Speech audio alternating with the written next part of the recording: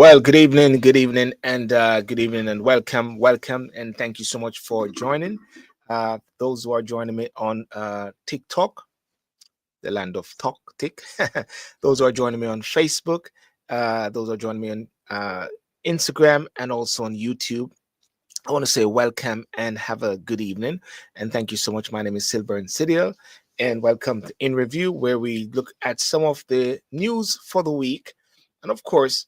When we talk about the news for the week, it's like, what is your news? What is it that you say is your top news, if anything? Um, I think for this week so far, I think one of the most powerful news is regarding the debate, the budget debate in the UK with Chancellor Reeves against Kemi Badenoch, and it's very interesting. I will talk about that sometime, and I'm going to be playing the video where we can look at some of the input. I'm hoping to be joined by Gary or O'Neill, O'Neill in the States, because today is Thanksgiving. Crazy thing which is happening in the States today in regards to the two security individuals who have been sort of gunned down by an Afghan national in the United States of America. And that is something very concerning. And also want to thank those who are on so far. Nadzida, Waiting, and Belinda and Melinda. Well, good evening, and thank you so much. The faithful as well. And I saw something again, something which reminded me of what happened in the UK some years ago. The tower. What was that tower building name again? It's something which has happened in Hong Kong and Grenfell Tower. Yeah, something of a similar nature. And I'm sure it has maybe give some nightmares back of Grenfell Tower. And I remember the night that happened in the UK. I remember going down there and taking my videos. I was looking the other day and I realized that I had so many videos of going down to Grenfell Tower at the time and just sensing the level of silence and the whole thing which was happening there. So that was very interesting. What is happening there? Also, notice that the government, as you know, what the government has also done. The government has done a U-turn, where it ditches day one protection from unfair dismissal. Another U-turn.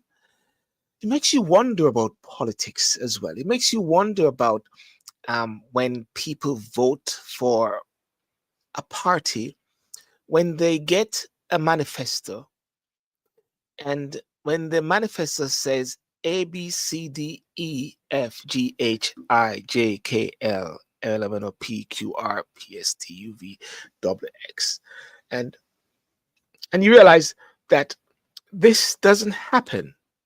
And as for myself, always standing for office as the mayor of Lewisham, one of the things which is very challenging and which I get a lot from people is that once people go in, they do not deliver. And what people has promised, they should deliver. Or if they don't deliver, they should go back to the people and explain as to why they can't deliver, because circumstances can change. They can see something that they believe should be, and it doesn't happen. And of course, I'm going to touch on the airfare lobby as well, the airfare lobby with the UK, whereby we got a response from Virgin. I'm going to talk about that. And then maybe finally just touch some little schism which is happening in Jamaica there regarding the Jamaica Public Service. And I think I saw something to the nature whereby the government is finally going to be utilizing and using some of the money which they have been received.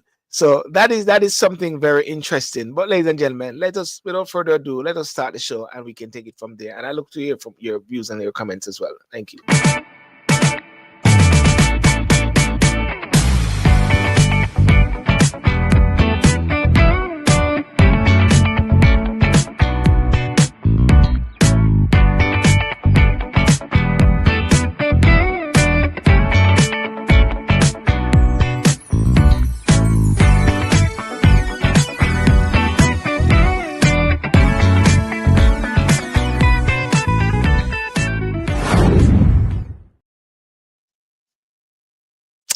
Yes, music is finished. I love that tune so much. It's bad. It's bad. You know what I mean? It's bad. You know. But ladies and gentlemen, listen. I think one of the first thing that I need to just say, without further of doubt, and as person must know, there it is.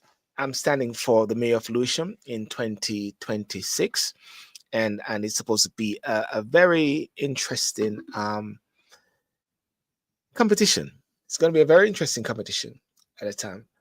I've stood so far in the past for councillor, and again, I think I'm standing also for council seat. I'm standing for a council seat in Grove Park in Lewisham as well. So it's a double whammy.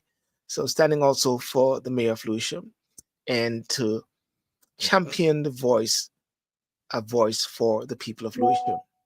And I think that is something which is going to be very interesting. You know, somebody said to me the other day, they said, "You'll never win." And I said, I think you made a mistake. I've already won. The fact that I'm standing, um, and sorry, let me see. The fact that I'm standing, let me just get this back up. Where is it? Yeah.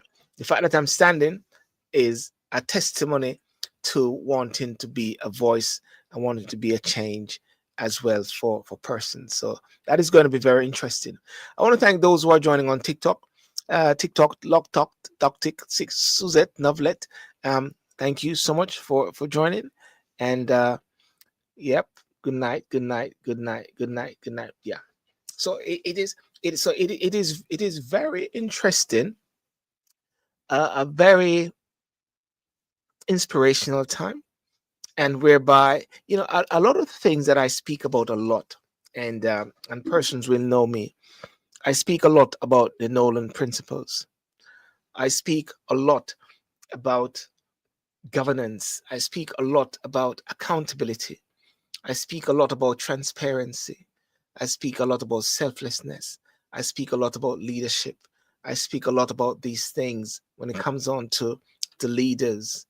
And I believe it gives an opportunity for myself to sort of demonstrate that and to be an example. And I think that is very important, when it comes on to leadership and when it comes on to representing people. And I believe that when people vote people into office, they should deliver. And if they don't deliver, they should go. And if they can't deliver, they need to go back to the people and say why I can't deliver. Do you agree? Yes? Marsha, welcome. How are you over there? And thank you. Do you agree? I think everyone should agree. But yeah, listen, I don't know. I don't know who was watching the budget debate with Kemi Badenoch. I'm saying Kemi Badenoch, but it was really with the Chancellor Reeves.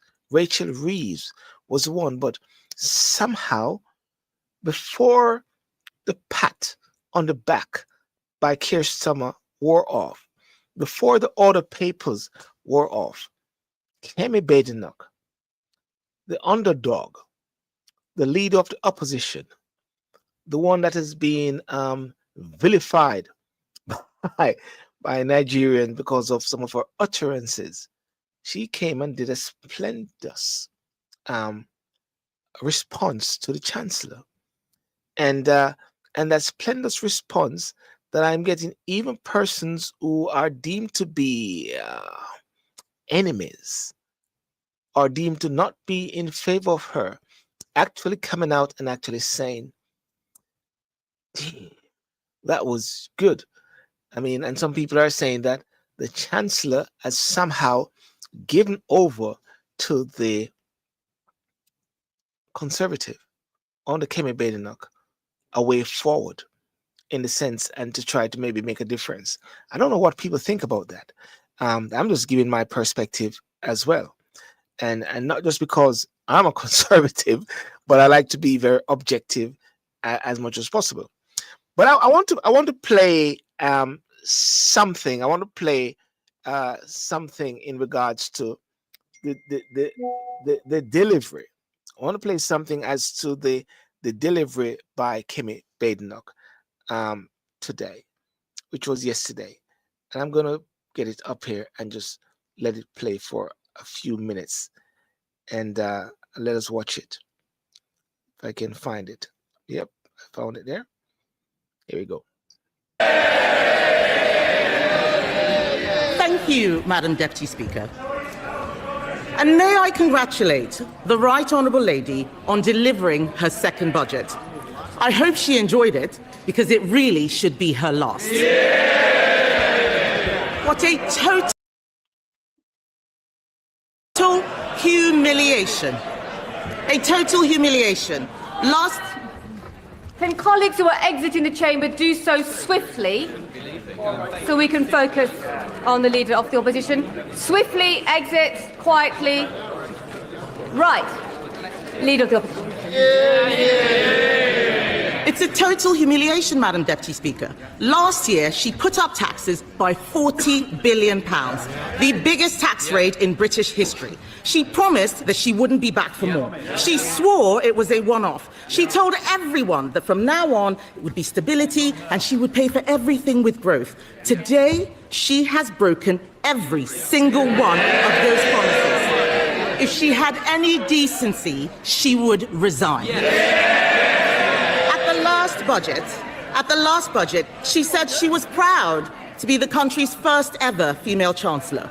After this budget, she will go down as the country's worst ever Chancellor. I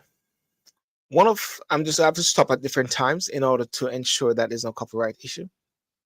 But one of the very interesting thing about Kemi Badenoch, and one of the very interesting thing about the position that she's in, the daggers, in a sense, have been circling around her because of the polls are not moving to a certain extent.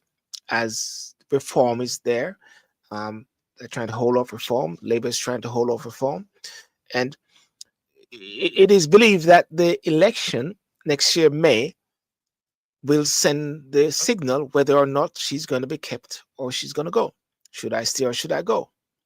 But this particular performance somehow sends a signal that could it be that the Conservative is back? Now, it's difficult to say they're back because there's 14 years, they say, and 20 billion black hole, and every opportunity they're going to blame the Conservative and blame that. But this what always happens all the while. It is always obvious, and they always say that the Labour Party is never a good manager of an economy. That is something which is always said. They're never a good manager of economy. You know, and could it be that, you know, one of the things that the Conservative did take on board at the time, there was Brexit, then unfortunately that COVID, then they had to be paying a lot of people furlough over a period of time, and then the Ukrainian war. So therefore, there wasn't a really, what should I say, a good flow of things in a sense, and that is what somehow made it very difficult for them. Well, I'm not going to try to apologize for anything, because I think Kemi did apologize and say that they actually let down the country as much as possible. But Labour, in the sense of setting out their manifesto and came to the people, and I remember Rishi Sunak said, this is what's going to happen. They're going to give you taxes upon taxes upon taxes. And nobody listened, but people just wanted to get rid of the Conservative, really. So any donkey or so with a red rosary, that's going to happen, right? But now we are seeing it as it is. It's like you got a Labour mayor for London, you got a Labour government, and even where I am, you got a Labour councillors and a Labour mayor. So therefore, Labour is all over the place. But are they good managers of the system? But anyhow, let's listen to Kemi some more and hear what persons have to say about that. I wish more women over 60 knew. Tai Chi was created for tired bodies that haven't moved in. Tai Chi. Today,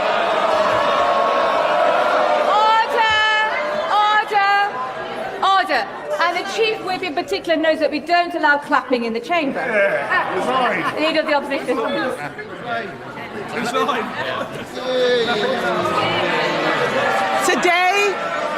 Today she has announced a new tax rate of £26 billion.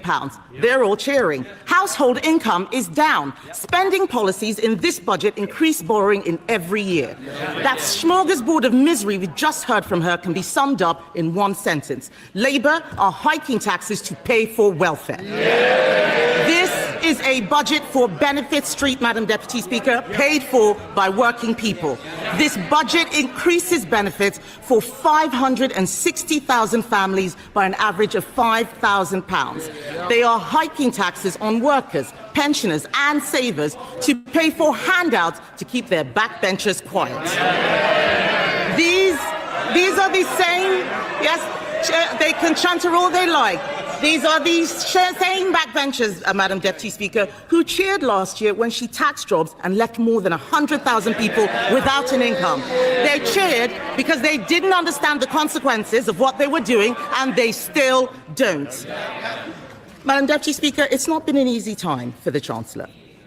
No one liked seeing her sitting on those benches as it dawned on her that her own backbenchers were going to do to her political career what she's done to our economy. But she could have chosen today to bring down welfare spending and get more people into work. Instead, she has chosen to put up tax after tax after tax, taxes on workers, taxes on savers, taxes on pensioners, taxes on investors, taxes on homes, holidays, cars, I think even milkshakes, taxes on anyone doing the right thing. She and this government have lost what little credibility they had left, and cars, I think even milkshakes, taxes on anyone doing the right thing. I want to stop it on cars, I think even milkshakes, taxes on anyone. I just want to stop it on that last picture there, that picture of the Chancellor and the Prime Minister. And if you look at them, the pat on the back went, the look on her face went. At one point, I want to say to Kemi, like, to cool down. If anything, I just felt like the Chancellor seemed like she's a very lovely lady at the same time. Personally, I mean, a lot of these persons are lovely people, nice people at the same time. Politics is a brutal thing, you know. And I believe that I just didn't want to see her crying for whatever reason. And one of the things that Kemi is getting the rap on, a lot of people are saying that she was a bit very harsh on the Chancellor. And as a woman, that is something which was coming through. And she said no, because at the end of the day, while she's a woman, she's a Chancellor. And she's got to be addressed and deal with, and to be dealt with as the Chancellor, and not just as a woman. And this is the same situation that I picked up also with the Prime Minister's wife in Jamaica, Andrew Holness' wife, Juliet Holness. She's a member of Parliament and she's also the Speaker. And so when they have a go at her, and if the Prime Minister get upset, it's not for him to get upset, because at the end of the day, she's not just representing him as the wife. She's also the Speaker of the House in Jamaica, Gordon House, and she's also a member of Parliament. So therefore, she's got to be ripped in as much as possible. And that is one of the things which is so very crucial when it comes on to politics. So therefore, it's a tough game, it's a tough cookie. And if you don't like the heat, what they say, stay out of the kitchen. But there was also something else which I saw, which was very interesting. And this was very interesting. I might get a copyright issue on it, but I'm going to play it anyhow. And this was really good. Yeah. All we've had from her is wallowing, wailing, self-pity speeches, victimhood flailing, crying about misogyny, whining about mansplaining. But listen up, Kemi's here and the roof's about to cave in. So, Madam Deputy Speaker, let me break it down clean. Woman to woman rate, I'll tell you what I mean. People ain't complaining because you're female on the scene. They're complaining because you run the country like a broken machine. Yeah? Real equality. Real equality means holding you to standards. Same rules, same results. Don't matter about your banners. You get judged on what you do, not the slogans you scatter. And your record's so weak, it could climb an... I just want to stop that right there. Don't play all of it. Don't play all of it. Yeah, I'm not going to play all of it there. Um, if there's a copyright issue and YouTube said to take it out, well, I just cut it out if anything. But listen, Sladder, take your bright idea. Offers for value for money, close down quicker than a scheme for quick money. Didn't save a penny, now I bled the country dry. 1.6 mil down, though who taught you how to budget? Why? You couldn't make this up if you tried. Madam Deputy Speaker, I found a way to save the nation stacks. A simple cut, a single move, a clean financial hack. We slash waste, save millions, bring competence back by sacking one person. You're the woman opposite, that's facts. Boom.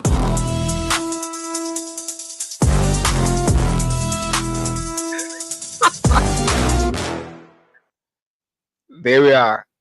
Even Keir Starmer having a smoke in the house. Shouldn't be, isn't it? Definitely not. Hey Nadine, how are you? Fantastic. Thank you so much for that. I think that I don't know what you guys think, but what do you guys think, and what persons think about the Chancellor's speech? Oh, I didn't even play it. See, nobody's even playing this Chancellor's speech. It's like it's all gone through the window. Nobody's talking about it. All they're talking about is Skemi and the fire and the brutal attack that she had on the Chancellor. Nobody's talking about. But yeah, but if I can say a couple of things about the Chancellor's speech, what is it? Households are facing a truly dismal increase in living standards after the budget. The head of an influential think tank has warned it as it accused Labour of breaching its manifesto promise. That's what I said, breaching its manifesto promise. And what they said is, who are the winners and who are the losers? Right? There are a lot of winners, and one of the key winners they said is the budget income on different household type. £4,960 better off. Single parent with 3 children, working full-time at the national living wage, lives in Wales and drives a petrol car. Who is better off? Single parent with 4 children, £135 better off, with 4 children, not working, but is subject to the 2-child benefit cap, does not drive and lives in London. Worse off, single adults, works a full-time top earning job, lives in London and drives an electric vehicle. Yeah. £65 better off. Pensioner couple, lives in Yorkshire, both receive an average private pension and drive a petrol car. £235 better off. Couple with 2 children work low to average wage in Southeast and commute to work on the trains. £70 worse off. Couple without children, both work full-time in average to high wage jobs in the Southeast and drive a petrol car. Do the well to bear more of the new tax burden. Well, one of the things that they talk about is, like, say for instance, you bought a house, you work hard, and you pay your council tax all these years, and you've been diligent paying your council tax, and then all of a sudden your house has been revalued. It was like at maybe 1 million or so, and then now it's 2 million. Then you got to pay another tax, or the council tax, or that tax is going to eat up the council tax, if anything. So therefore, that tax, which is going to be wealth tax on those high-end houses, I believe that is going to grow, just like the council tax. Remember when the poll tax came? I wasn't here in the country at that time, but when the poll tax came, people met noise, people complained, and then it changed it, and then it became the council tax. And now the council tax, as you know, every year it goes up, it goes up, it goes up. I foresee in the next 4 or 5 years, council tax, which is £170 or so, I think that's the amount I pay, then you're going to find that it's £300, £400. Then all of a sudden, where did that happen? It just like congestion zones. Congestion zone was something whereby it is to deal with congestion. And then all of a sudden, it is now like every day. Hang on a second. It's all a money-making thing, right? So what is happening most time? You're taxing your way out, hitting the poor man, and you know what? When these bills and those high-level things go and hit people in the pocket, then those, of course, will put it back onto the people. Do the well to bear more of the new tax burden. Measures in the budget, such as the new high-value counter-tax surcharge in England, set to raise 400 million a year in 2029 and 30, and the increased income tax rates on property savings and dividend income set to raise 2.1 billion a year, will predominantly fall on people with higher incomes, since richer people tend to have more property wealth and more income from those sources. The same is true of the plan to charge NI, national insurance, on pension contribution made through workplace salary sacrifice schemes, set to raise 4.7 billion. Right? So therefore, that is what is happening. So the winners and losers from labor tax and benefit, share of household forecast to gain or lose from tax and benefit policies announced since 2024 budget in 2029-30. So therefore, one has got to take into consideration that budget, which was last year, where the manifesto was breached, and this budget this year, where the manifesto is totally breached. So therefore, that manifesto which was presented there is totally breached. So therefore, what do we do? What do you do with persons when they do that? They come to you, that was their sort of contract deal, and say, listen, vote for me, this is what I'm going to do, right? No income, no increase with these things, no increase with these things, but it's all gone through the door. What should you do? Recall. Should you vote them out? Should you demonstrate? Or should they do the decent thing and sack themselves? And guess what? Somebody said, close your eyes. And what do you see? Reform. Ooh, some people get scary, you know. Some people say, listen, that's it, I'm leaving the UK. Many people talk about leaving the UK. Many people talk about even leaving America. Remember when they say, if Trump comes, them gone. But they're still there. Whoopi Goldberg and all those persons, they're still there. Just like in the UK, many people say they're going to go, but they're still here. You know, so that's it's a very interesting time in light of all of that which is happening, and the other thing which is also very interesting is there was a 1-day protection from unfair dismissal if someone started work. And a lot of people are really a bit funny about that. 1-day protection, a day one protection from unfair dismissal. Well, guess what? Labour has also done a U-turn. The government has U-turned on its manifesto commitment to offer all workers the right to claim unfair dismissal from their first day in a job. Ministers now plan to introduce the right after 6 months instead. After business groups voiced concerns it would discourage firms from hiring. The government argued it was making the climb down to stop its employment legislation being being delayed in the House of Law, where it has to run into opposition. So all the new day one rights to sick pay and budget will go ahead, come into effect in April 2026. It makes you wonder at the same time that government, or I always say this, when you vote out the government, you know what we get in? You get in back the government. Always say that all the while. You vote out the government, you get the government back in. But sometimes government is chop and change and trying to somehow see what it is. Because I tell you this, and when I think about a budget debate, for argument's sake, I'm not one who is going to seek to be in the shoes of the Chancellor or anybody to be a Chancellor, because they've got to try to balance the books, and they also got to try to balance person. They got their parties to deal with, they got the opposition to deal with, they've got the business to deal with, they've got everybody, and try to please someone. And I believe the advocates and the persons who are championing for the the child care bit, I think they're going to say it's a success. All right, they will say that's a success, and that is what they will like to say. So that's a success, and that is why the Prime Minister is going around the place and say, we're giving children a chance, we're taking children off the of the welfare and blah blah blah, but giving them a chance. Well, not really getting them off welfare, because it's still sort of welfare. And what they're saying is that for those who have two children, or those who don't have children, the tax that they pay is to pay for those who are having lots of children.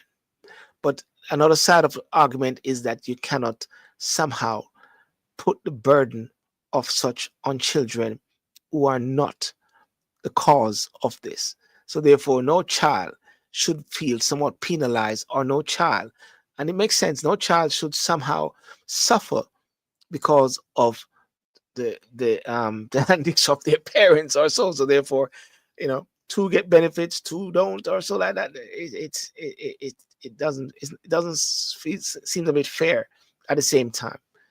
And sometimes they talk about, we're gonna, this is gonna be for the future, heaping costs upon the future. You got to ask yourself a question, and this is the question you got to ask yourself. When they say that there's no money, for argument's sake, or we have no money, you know what they always find? They always find money for wars. They always find money for Ukraine. They find money for different places, and they will go and they will actually deliver. So there's nothing that says there is no money. As far as I'm concerned, there's always money, So that's very interesting bit. So watch your space and to see how that's going to unfold. And I just want to now touch something about the airfare lobby while I'm on this point here now. The airfare lobby, ladies and gentlemen, we had that campaign, and I did a video, and it's on TikTok. We challenge Vote Virgin, TUI, and British Airways to say to them, hey guys, Jamaica is going through something at this moment, and I'm just paraphrasing it, and we'd be grateful if you could somewhat cap your fares to maybe £500 or so, in order for persons, instead of spending those £2,000, £1,800, £3,000 to go to Jamaica, cap the fares of £500, like for 6 months, and by virtue of doing so, that will allow individuals, family members, to have money in their pocket, because we know that when Jamaicans travel to Jamaica, they are not going to be staying like in hotels or pay their money from in the UK, where that goes into the hotels or blah blah, which don't sometimes reach Jamaica, and sometimes going to those hotels doesn't reach Jamaica to a certain extent. But they actually like to carry money to Jamaica, and that somehow it would, without a doubt, stimulate the economy. Okay, so that is what we're looking for. So far we had a survey, and a survey which was done, and for those who would, I think it was 1,100. I think if I look at it, it is let me, as a matter of fact, I can actually show the survey just to be a level of transparent, just to see what is happening here. If I show the survey here, sorry, let me stop this. Share the screen. Support Jamaica Relief. Yeah. So therefore, if you can see there's 1,184 responses. Right, 1,184 responses. And in the responses, there was, are you Jamaican or friend support of Jamaica? It was 56.3% of persons who said that. 10.6% said I'm a friend support of Jamaica, and and 33.6% says I'm a Jamaican born in Jamaica, and 56.3% says I'm a Jamaican by heritage. Would you support this emergency relief fare campaign? 93.4%. This is something that we sent to Virgin, BA, and to TUI. Sent those last week. If £500 emergency relief tickets became available, would you travel to Jamaica to support family or community efforts? 74% said yes, I would travel. 18.7% said maybe, depending on the timing. There it goes. And it goes on. How would you be willing to help, travel to Jamaica to assist, donate supplies or money, volunteer with local organizations, share the campaign on social media, partner with community groups, and it goes down, and you see the person's details there, which don't show, but it goes on.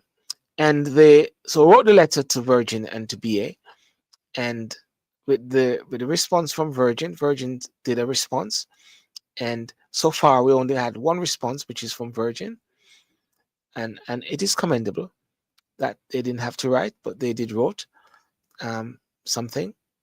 And the letter from Virgin says, where is it? Let me see if I can find a letter from Virgin. Customer care from Virgin. And it says, Dear Silburn, hello Silburn, hope this message finds you well. Thank you for reaching out to us at Virgin Atlantic. We truly recognize that this is an incredibly difficult time in Jamaica, and our hearts go out to everyone affected by the recent hurricane. We understand how deeply this situation is impacting families, communities, and daily life, and we want you to know that we are thinking of all affected.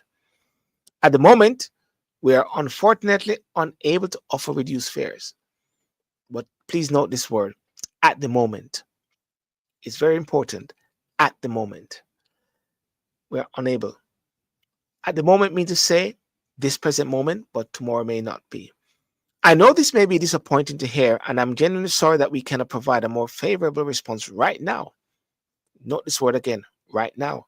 At the moment and right now. Very crucial words. Please know, however, that our Jamaica route is incredibly important to us, and we are continually exploring ways to better support our customers. Note these words again, exploring ways. So we've got to give them ammunition, sometimes push them, especially during challenging times like these. Our Jamaica route remains a priority to us.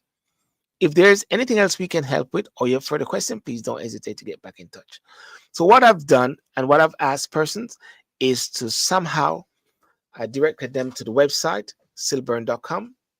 And on that website, there's a section there which is for persons who can download the 3 letters. And by downloading the 3 letters, what they do, they can also write to Virgin and write to BA and write to TUI, and they can actually use that same letter. Okay. And if I go to the website just to show and just to let people say what it is, on the website, why is this dark?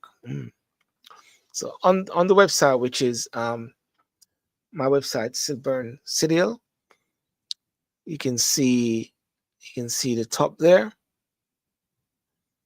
and if you look, you can see a section which says FFBJ Lobby Group. You click on that bit there, and there it goes down to the download the 3 letters. Got British Airways letter, Virgin Atlantic letter, and TUI Air letter. That letter is there where people can actually download the letter. The email address is on it, and what you can do. Yeah, thank you so much, T-shirt Candy. Yes, go onto the website, which is silburn.com, SYLBOURNE.com or .co.uk, silburn.com or silburn.co.uk. The letter is there. You can, it's in Word version. You can tweak it as much as you want. No cost no bad word. Don't cost no clout. All right. And share your view, share your concern. As a matter of fact, what person should also say is if they can do something with their luggages as well. I'm understanding and I'm hearing that TUI is doing something as well, and the plane fare is a bit even better there. So even if they might not come back and they say that they can do it on a whole scale policy level, they might be somehow using their initiative at times to do it. Someone said to me that they're going to the airport with 4 or 5 bags and he's going to beg them and see if something can happen. I haven't heard from him yet. He's gone to Jamaica and to see if something can happen. So therefore, as far as I'm concerned, it's never over till it's over. If you know what I'm saying, it's never over till it is over. So therefore, I encourage persons as much as possible to write to Virgin, write to BA. And you know what? I tell you what I believe. I believe it's an opportunity. And this opportunity, while we're here in this sphere of doing it, it may turn out into something. Would it be worth asking for the tax to be removed by the government? Well, that's another bit also. Somebody said about the tax. That's another bit there. And you see, that's another angle, because when we did the lobby in 2013, 2014, where the agenda at that time, t-shirt, was to boycott Virgin, boycott BA. That was the agenda at that time. And myself and a couple of guys, we met with BA. We met with BA in central London at a hotel and say that was the plan. And we were sharing some alternative routes to persons. People can go through Europe. There's a Norwegian airline as well. I think that's maybe known Norse. So my good friend Michael Mason, he travels a lot, and he actually says, we can build, people can build their flights. The only thing is that they will have to get out of their comfort zone. By getting out of your comfort zone, and you've got to maybe travel around. So therefore, it's not going to be, put your bag on the plane, you reach in Jamaica in 8 hours time, and you sleep. No, you'll have to go somewhere else, pull out a bag and go around. And I know that can be a hassle sometimes. That can be a hassle, because my last trip to Jamaica, we went via Atlanta and I think via New York or wherever like that, back and forth. And it was a hassle. At one point, we were in a massive queue there, and I could, the plane, I was saying to the guys, I said, listen, look at this queue. We got to get the plane in our time, And the guy said, it should be moving fast. He didn't move that fast. And then he looked back at us and he said, come now. And going back to the UK, they were actually, the people at the airport was actually calling our names, because we're the last ones, of course, so that's a challenge again. But if you want good, what I'm saying, Jamaica, he knows how to run. And I believe collectively, but the agenda at this moment is not to boycott. The agenda is now to have a conversation at this time and to see if people can do it. And if there's people power and, buy an airline, or, what I'm saying, higher chartered flights, all these things are possible. All these things are possible. Nothing is impossible. It takes will, and it takes resolve, and it takes coordination, and it takes organization. And guess what? We have the purchasing power. We've got the purchasing power, just like women and the hair and the Indian guys who control these hair industry. You are the purchasing power. And therefore one has got to understand it, just like in elections and with voting. You have the voting power. You are lending your votes to those in power. But those in power should not be more powerful than the people. As Michelle always say, the people are more powerful than the people in power. But do the people understand that they have the power? And therefore there need to be a level of, realization to understand that you are empowered. People have got to understand that they are empowered. And that is something that I always speak about. You are empowered. You are empowered with the purchasing power. You're empowered with the voting power. You're empowered because you are the one, because if the people are not there, what are they running? What country are they running? Right? And I say this all the while. Sometimes I listen to leaders, and sometimes I listen to the Prime Minister in Jamaica, and I listen to all this. They speak, and there's a level of condescending way, like them are the boss and they are running the show.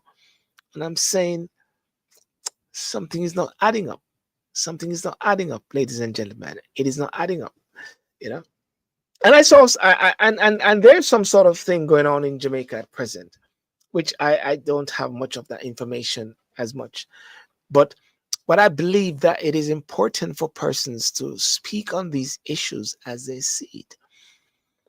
You know, when people in Jamaica on social media get up and they want to speak on certain things, whether it's right or wrong, but you got to utilize your voice. You can pronounce something and you can maybe be incorrectly, but if you genuinely want to find the truth, you'll find the truth. As much as possible, you will find the truth. And therefore, one should not be dissuaded or persuaded otherwise from not speaking up. You know, and I think I listened to the Prime Minister said those on social media who are doing should desist. And when I hear those words desist, do you think that the Prime Minister of the United Kingdom can come and say that?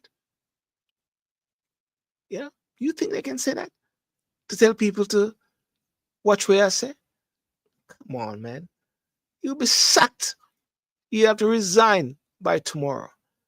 I think Jamaicans in Jamaica, you guys have given those who you have lent power to too much power.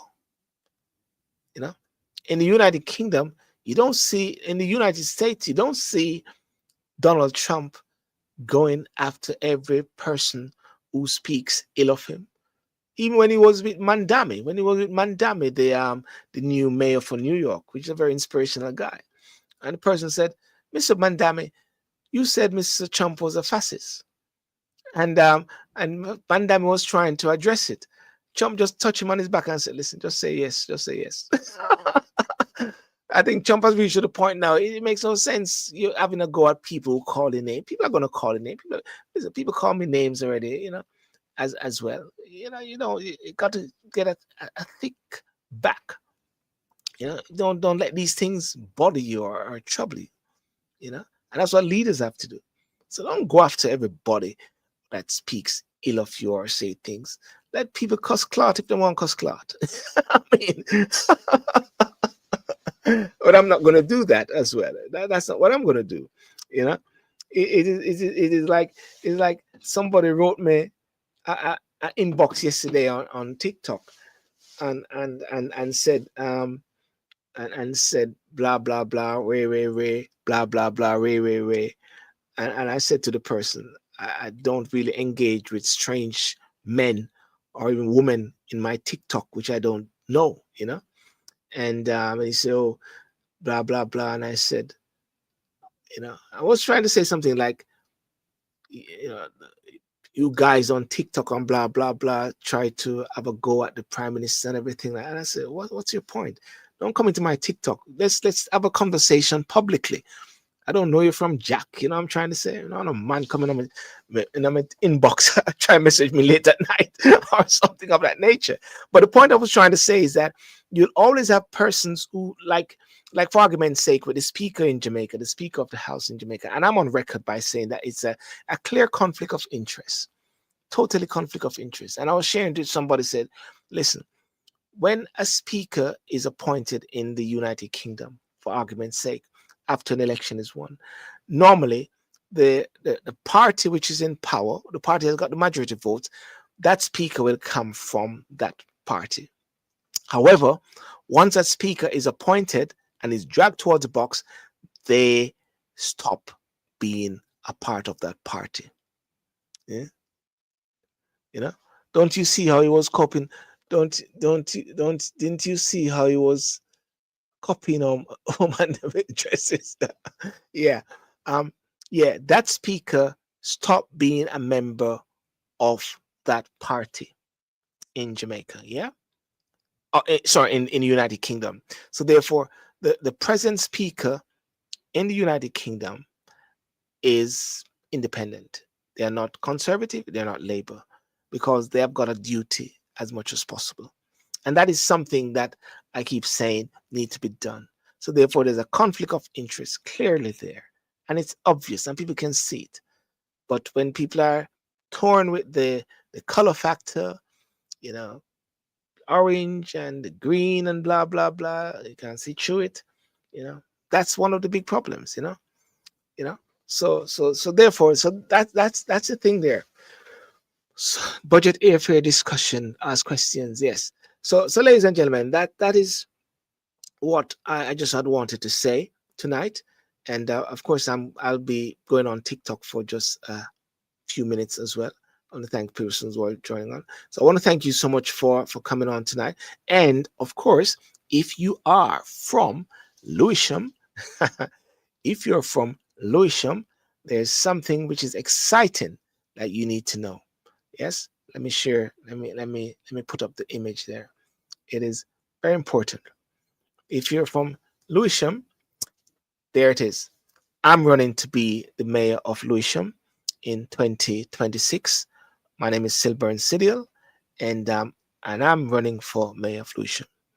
And it's going to be a very interesting time leading up to May next year.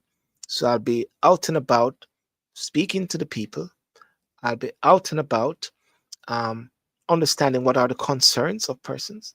I'll be out and about promising people. There's one promise I'll promise, that I'll be your voice, but I can't promise certain things which I don't have in the budget and don't know of certain things.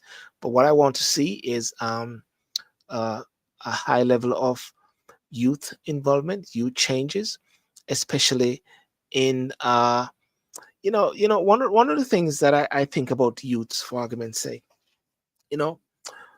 youths and these towns, these youth centers. I keep thinking about youth centers because there's sometimes I know a lady, friend of mine, her son died at a youth center trying to part a knife, attack. And sometimes the youth centers can be like a hub in a sense whereby people just hang out. But what I thought of was, instead of just having more youth centers just for youth center's sake, have it as empowerment hubs. Yeah. Empowerment hubs whereby youths can come and they can, while they play their games, whatever, but there shall be some teaching there, some empowerment stuff. Talk about Marcus Garvey. I mean, I'm in Lewisham, where there's a high population of Black and very diverse area. Some areas will be predominantly Black, and speak about Marcus Garvey, talk about AI, talk about engineer, talk about things that sometimes they don't learn at school, if anything. And I believe that the community has a right to do that. I also believe very strongly that investment in the youths are very important. You've got to invest in the youth. Every nation has to invest in youth because the youths are the future. And the other aspect, when we talk about crime, for argument's sake, crime is a byproduct sometimes of poverty and a byproduct of idle hands. So therefore, you've got to pay those persons who are running these youth centers. You have to, because these persons at the same time may not give their commitment because they're trying to feed themselves and feed their families. So therefore, there'll have to be a level of investment in it. And of course, fly tipping is something which is which we see a lot. People just leave things there because one of the reasons why, because it's sometimes very difficult and it's cost to get certain things out. So people just put the things on the road, blah blah blah, rubbish. And at the same time, one is not saying the area is bad, but one of the things that I get a lot, and if there's anybody in Lewisham and listening, a lot of people are saying sometimes that they don't feel that the council listens. And but that doesn't mean to say the council don't listen. I mean to say some persons are feeling that the council don't listen. And therefore, those are the persons' voices that need to be heard and that they need a response as well. So therefore, in all things, all voices, much content. So therefore, yes.